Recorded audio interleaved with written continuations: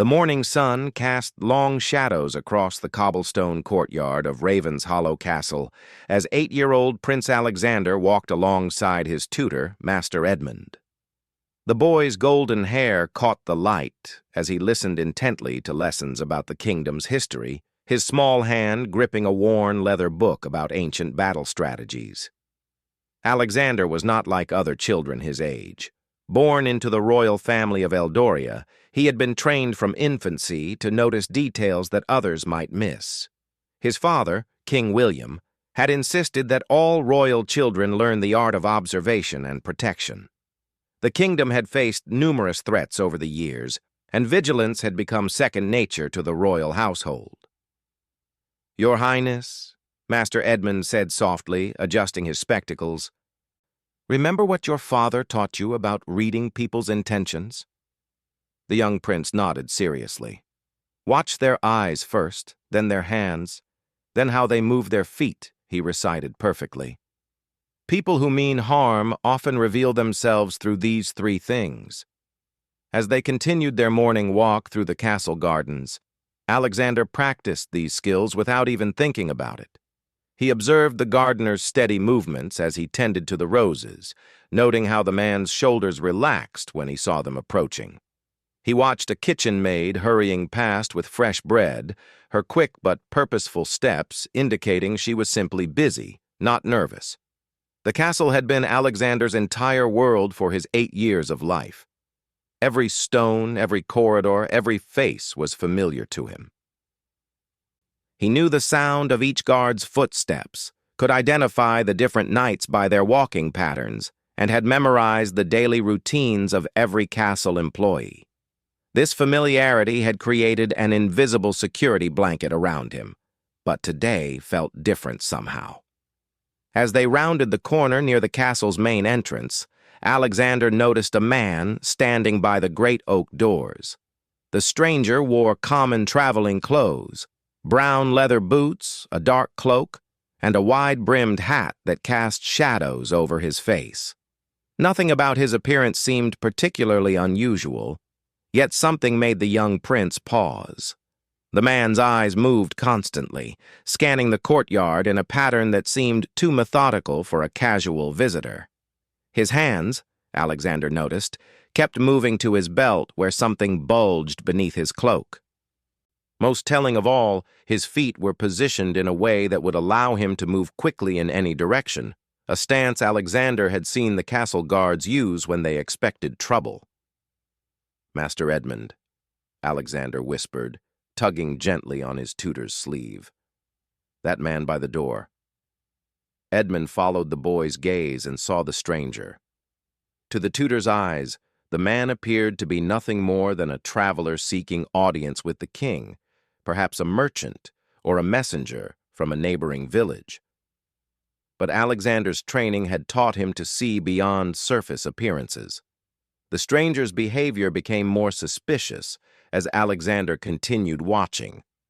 The man kept checking the position of the guards, noting their patrol routes and timing their movements. When one guard turned away, the stranger would shift slightly closer to the entrance. When another guard approached, he would step back and pretend to admire the castle's architecture. Alexander remembered his father's words from just a week earlier. "Son, there are people in this world who would use any means necessary to harm our family or our kingdom. Your safety and the safety of our people depends on everyone remaining alert." The young prince had been taught a special signal system that very few people knew about. It was a way for any member of the royal family to communicate danger to the guards without alerting potential threats. The signal involved a specific sequence of movements that would appear natural to any observer but would immediately catch the attention of trained guards.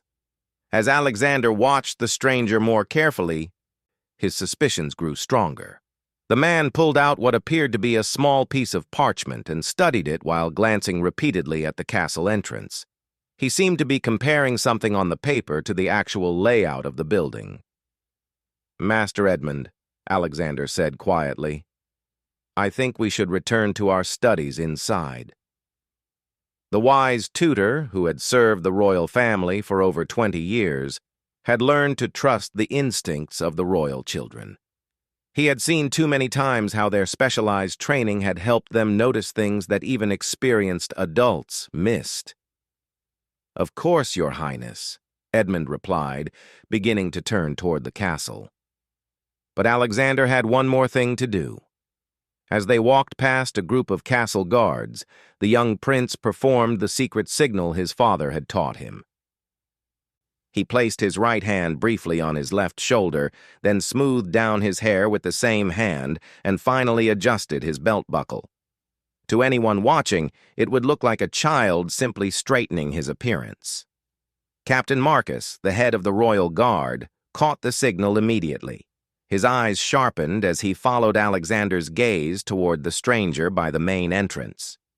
Without changing his expression or alerting the suspicious man, Captain Marcus began moving into position. The captain had served King William for 15 years and had helped design the very signal system that Alexander had just used.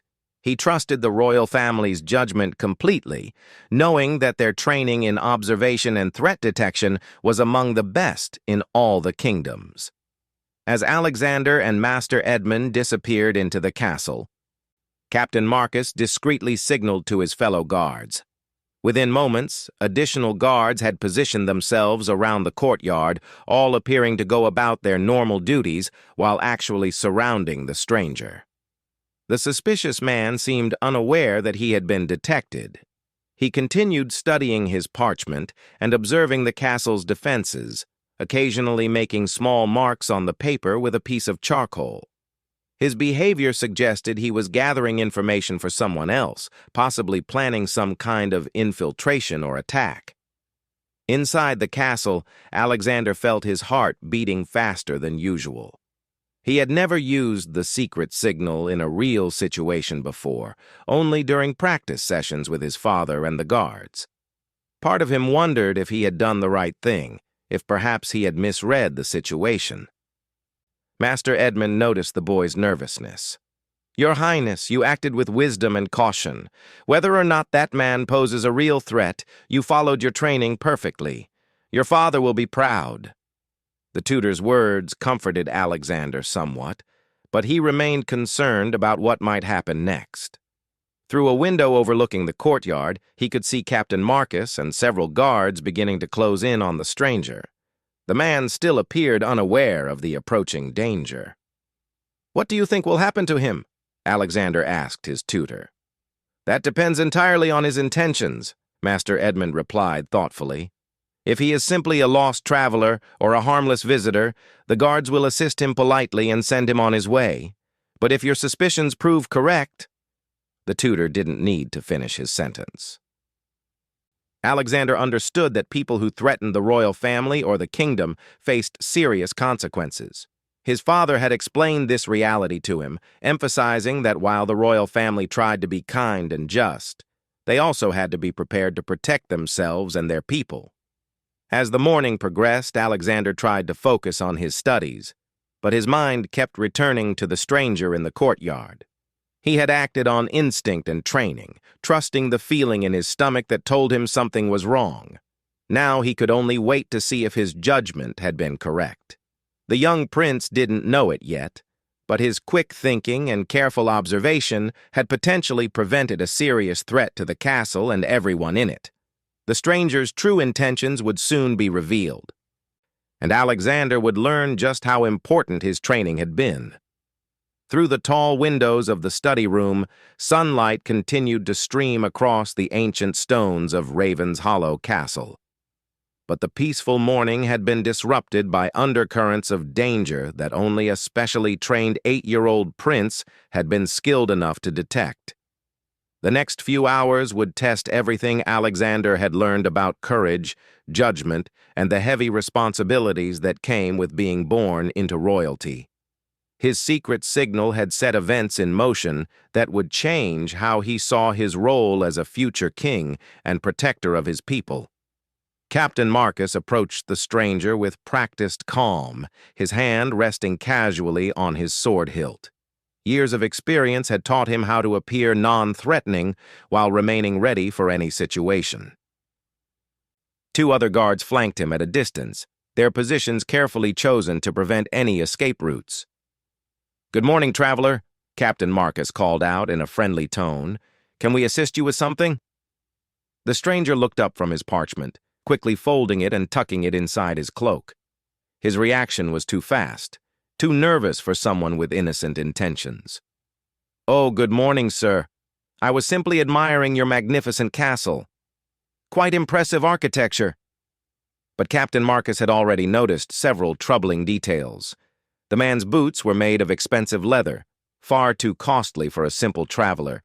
His cloak, while appearing common at first glance, was actually woven from fine wool that would cost more than most people earned in months.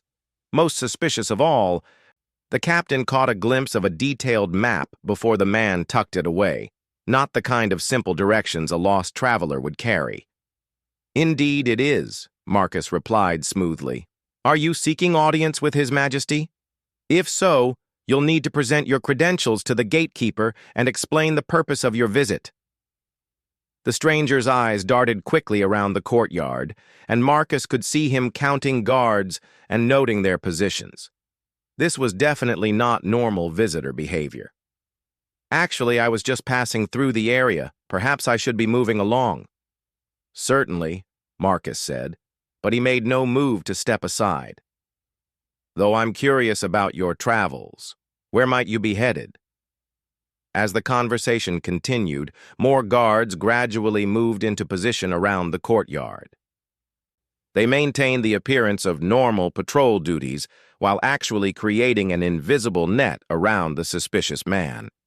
Alexander's signal had triggered a well-practiced response that the guards had rehearsed many times but hoped never to use. Meanwhile, inside the castle, Prince Alexander found it impossible to concentrate on his lessons. Master Edmund had moved their studies to a room overlooking the courtyard, understanding the boys' need to see what would happen next. Through the window, they could observe the unfolding confrontation. "Master Edmund," Alexander whispered, "what if I was wrong? What if he's just a harmless traveler and I've caused trouble for an innocent person?" The elderly tutor placed a reassuring hand on the young prince's shoulder. "Your Highness, doubt is the companion of wisdom. The fact that you question your judgment shows maturity. But remember, you acted on careful observation, not wild fear. You noticed specific behaviors that your training taught you to recognize." Outside, the stranger was becoming increasingly agitated. His answers to Captain Marcus's questions grew shorter and less coherent. When asked about which road he had traveled to reach the castle, he gave directions that would have led through a dangerous swamp that no sensible person would choose. When questioned about his destination, he mentioned a village that had been abandoned for over a decade. Captain Marcus exchanged a subtle glance with Sergeant Davies, who had positioned himself near the castle entrance. The sergeant's slight nod confirmed that he too recognized the signs of deception. Both men had interrogated enough suspicious individuals to know when someone was lying. "Sir," Marcus said, his tone remaining polite but becoming more firm, "I'm going to need to ask you some additional questions. Would you mind accompanying me to the guardhouse?" The stranger's facade finally cracked. His hand moved toward his cloak, where Captain Marcus now suspected a weapon might be concealed. But the guards were ready for exactly this response. "I don't think that's necessary," the man said, backing toward the castle wall. "I really should be leaving now." "I'm afraid I must insist," Marcus replied, and at his signal, the surrounding guards revealed themselves by stepping forward in unison. The stranger found himself surrounded by 6 armed guards, all watching him with professional alertness. His options for escape had vanished completely. For a moment he looked as if he might try to fight his way out, but the hopelessness of his situation quickly became apparent. "Now then," Captain Marcus continued, "let's start with your real name and the actual purpose of your visit to our castle." Back in the study room, Alexander watched tensely as the confrontation reached its climax. He could see the stranger looking around desperately for an escape route that no longer existed. The young prince felt a mixture of vindication and concern. Vindication that his suspicions had been correct, and concern about what the man's true intentions might have been. Master Edmund observed his student's reaction carefully. "How do you feel, Your Highness, seeing your judgment proven correct?" Alexander considered the question thoughtfully. "I'm glad the guards are safe, and I'm glad I trusted my training, but I also feel sad for that man, even if he meant us harm. I wonder what brought him to this point." The tutor smiled at the boy's compassionate response. This was exactly the kind of balanced thinking that would make Alexander a good king someday. The ability to act decisively when necessary, while still maintaining empathy for others. Down in the courtyard, the stranger finally realized that resistance was futile. "My name is Thomas Blackwood," he said reluctantly. "I work for certain parties who are interested in the security arrangements of this castle." Captain Marcus's expression hardened. Gathering intelligence about royal security was a serious crime that could be considered an act of war, depending on who had sent the spy. "And who exactly are these certain parties?" Thomas hesitated, clearly weighing his options.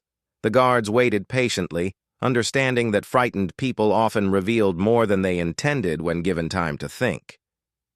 "Lord Garrett of Westmore," Thomas finally admitted. "He wanted detailed information about your patrol schedules, guard positions, and the best ways to approach the castle undetected." The name sent a chill through Captain Marcus. Lord Garrett had been feuding with King William for years over territorial disputes and trade agreements. The man was known for his ambition and his willingness to use underhanded tactics to achieve his goals. If Garrett was gathering intelligence about Raven's Hollow Castle, it could only mean he was planning something dangerous. "What exactly was Lord Garrett planning to do with this information?" Marcus demanded. Thomas looked genuinely frightened now. "I don't know the full plan. I was only hired to observe and report, but I heard talk of a small force, maybe 20 men, and something about creating a distraction while others entered the castle through a back way." The implications hit Marcus immediately. This wasn't just espionage. This was preparation for an actual attack on the royal family. Lord Garrett was apparently planning to kidnap or harm King William, Queen Isabella, or their children. The thought made the captain's blood run cold. Alexander, still watching from the window, saw Captain Marcus's body language change dramatically. The captain's casual demeanor disappeared, replaced by urgent intensity. Even from a distance, the young prince could tell that whatever the stranger had revealed was far more serious than anyone had initially expected. "Master Edmund," Alexander said quietly, "something's very wrong, isn't it?" The tutor had also noticed the change in the guard's behavior. "I believe your quick thinking may have prevented something far worse than a simple intrusion, Your Highness." Within minutes, additional guards appeared in the courtyard as Captain Marcus sent urgent messages throughout the castle. The stranger was placed in iron shackles and escorted toward the castle dungeons, where he would be held for further questioning by the king's intelligence officers. Alexander realized that his secret signal had uncovered what appeared to be a plot against his entire family. The weight of this responsibility felt enormous for an 8-year-old boy, but he also felt a growing sense of pride in his ability to protect the people he loved. As the immediate crisis in the courtyard ended, Alexander knew that this was only the beginning. The information Thomas Blackwood had revealed would require immediate action to protect the castle and prevent Lord Garrett's planned attack. The young prince's careful observation and quick thinking had provided the royal guard with advance warning that might save many lives.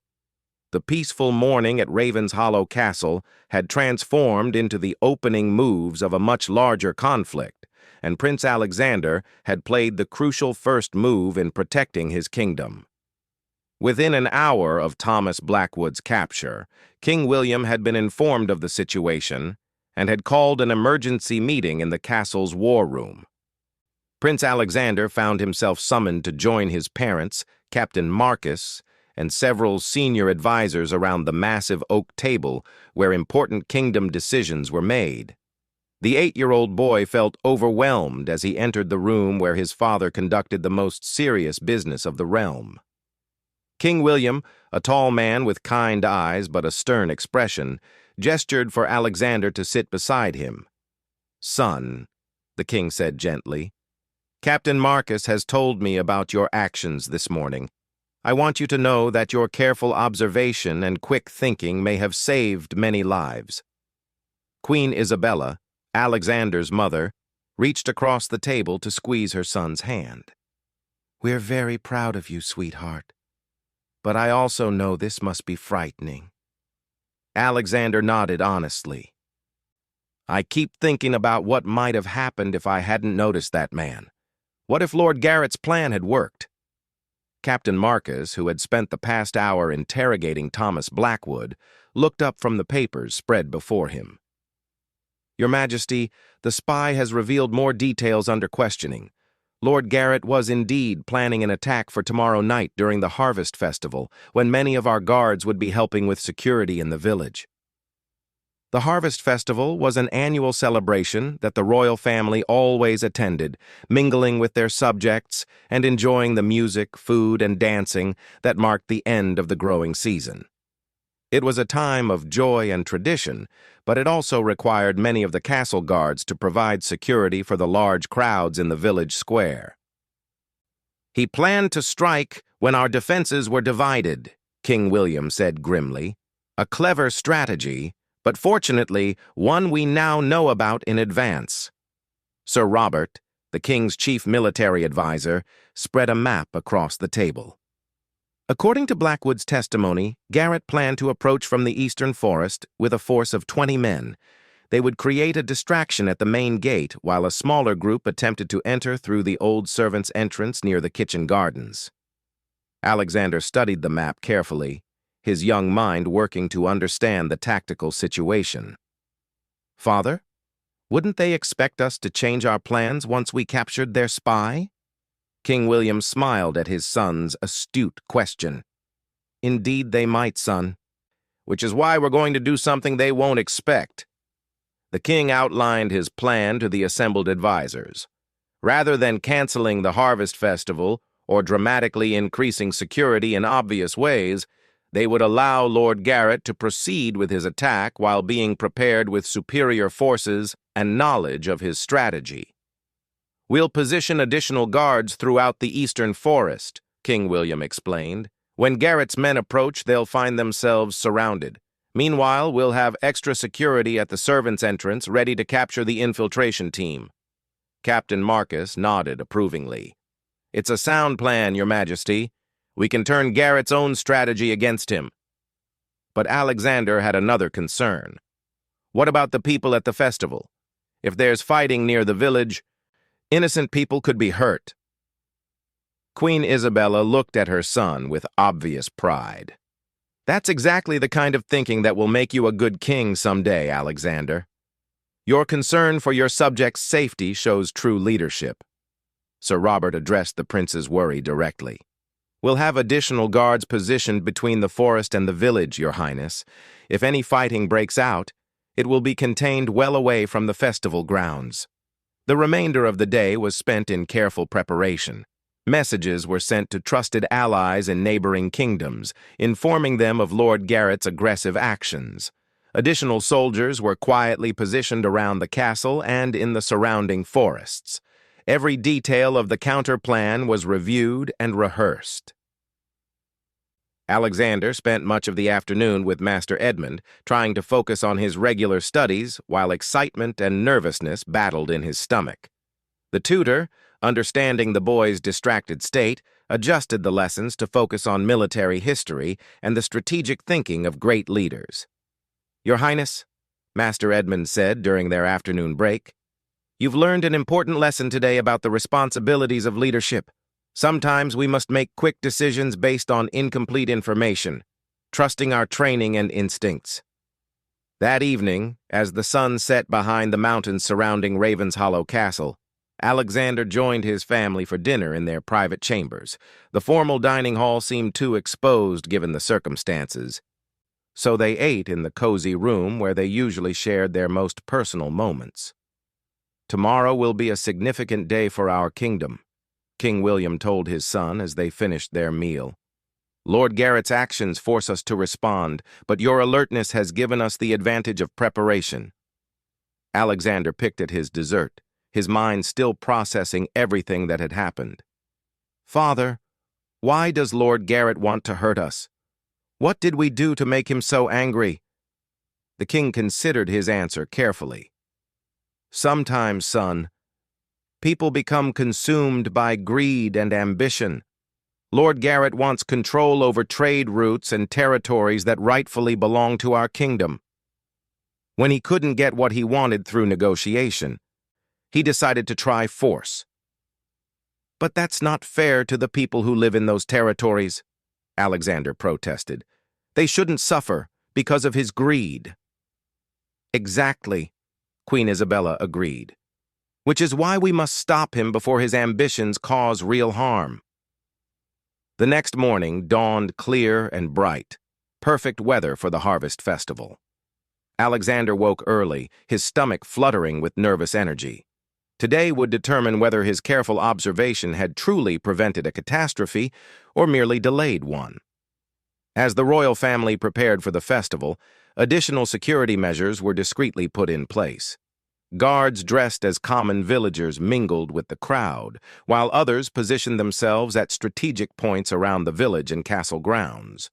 The festival itself proceeded normally for several hours. Alexander, his parents, and his younger sister, Princess Margaret, enjoyed the music and dancing, sampled fresh bread and honey cakes, and participated in the traditional ceremonies that honored the successful harvest. But as evening approached, Captain Marcus appeared at King William's side with a subtle signal that indicated Lord Garrett's forces had been spotted approaching through the eastern forest. "The plan proceeds as expected, Your Majesty," Marcus murmured quietly. "Our forces are in position." Alexander felt his heart rate increase as he realized the confrontation was about to begin. Everything they had planned would soon be put to the test. Within the hour, the sounds of combat echoed faintly from the eastern forest. The village festival continued, with most attendees unaware that their safety was being protected by a carefully orchestrated military operation happening just out of sight. By the time the harvest moon rose over the mountains, Lord Garrett and 15 of his men had been captured attempting exactly the attack that Thomas Blackwood had described. The remaining 5 members of his force had surrendered when they realized they were hopelessly outnumbered and outmaneuvered. Captain Marcus brought the news to King William as the festival wound down. "Complete success, Your Majesty. No casualties among our forces, and Lord Garrett's entire operation has been neutralized." Alexander felt an overwhelming wave of relief wash over him. His quick thinking 2 days earlier had not only prevented immediate danger, but had also led to the capture of a dangerous enemy who might have threatened the kingdom for years to come. As the royal family returned to the castle that night, King William placed his hand on his son's shoulder. "Alexander, your actions have protected not just our family, but hundreds of innocent people who would have suffered if Lord Garrett's ambitions had succeeded." The young prince looked up at his father with a new understanding of the weight of royal responsibility. "I just did what you taught me to do, Father. I watched, I listened, and I acted when something seemed wrong." "And that," King William replied, "is exactly what good leadership requires." That night, as Alexander lay in his bed reflecting on the events of the past 2 days, he realized that his childhood had fundamentally changed. He was still only 8 years old, but he now carried the knowledge that his actions could have far-reaching consequences for the safety and well-being of many people. The secret signal he had given had set in motion a chain of events that protected his family, his kingdom, and countless innocent people from the ambitions of a dangerous enemy. It was a responsibility that felt enormous, but also a source of growing confidence in his ability to serve his people well. Prince Alexander drifted off to sleep that night, knowing that he had taken an important step toward becoming the kind of king his kingdom would need: observant, thoughtful, decisive, and always concerned with the welfare of others above his own comfort. The little prince's secret signal had revealed far more than anyone had expected, but it had also revealed the character and potential of a future king who would be remembered for his wisdom and courage.